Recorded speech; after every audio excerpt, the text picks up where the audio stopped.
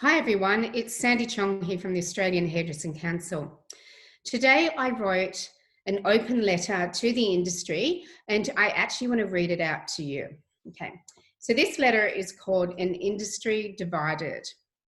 And this is an open letter to the hairdressing and also to the barber industry. At the moment, our industry is divided and it's tearing us all apart. In 1 month, the coronavirus has changed our lives as we know it, our careers as we know it, and our businesses.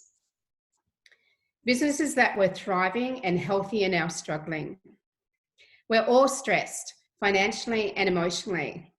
Whether you are a salon owner, a stylist, an apprentice, a barber, a teacher, a college, a supplier, or any one of our industry stakeholders that service our salons and our industry.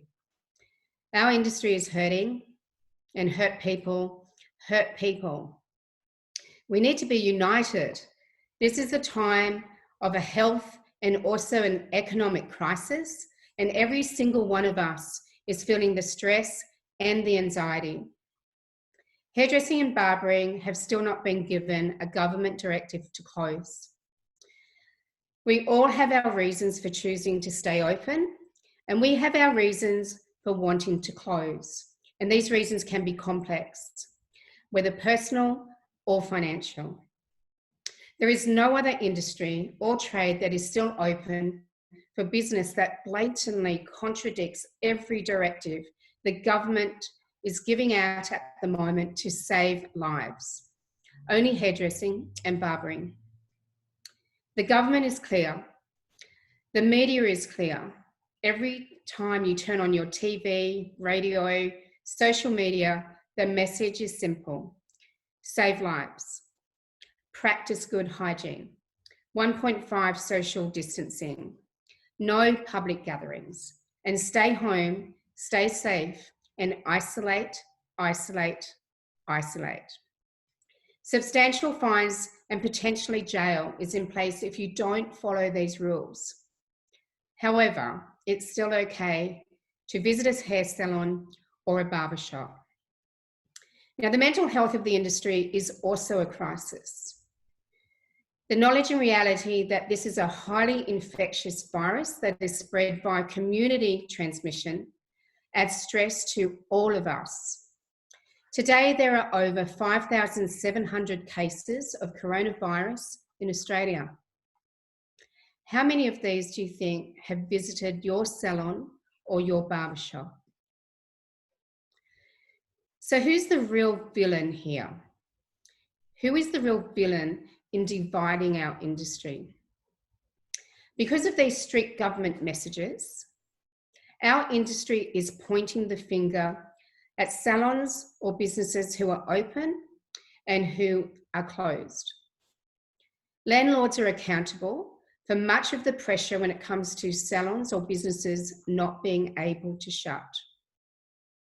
A handful have been supportive, but most have been acting with no ethics and no compassion. During this pandemic, closed business rents should also be in hibernation. Every business should look after their employees. But every business is bleeding right now. And employees need to understand that their bosses are doing the best that they can. They have bills to pay, rent to pay, wages to pay, outstanding invoices, and they always pay themselves last. In fact, most small business owners earn less than their staff. So I believe the villain is the government allowing us to be collateral damage. The National Cabinet is made up of some women who are making decisions based on their own vanity versus our business and mental sanity, as well as our health. Tensions are high. Please stop blaming and pointing fingers on social media to the salons who are open or to the salons who are closed. Please stop forcing staff to work if they are scared. Please stop blaming your employer for not being able to pay you. Please stop with the private messages, calling each other names. Please stop with the negativity and the ranting. Who do you choose to be angry with right now? Who are you directing your anger towards? How does what you choose to do or say impact others? This is not our industry. Our world has changed and we're all heartbroken right now. And in our own way, we're all doing the very best that we can. When this is all over, and it will be, how will you want to be remembered? I hope that you're remembered for being kind and being kind to each other. Thank you from the Australian Hairdressing Council.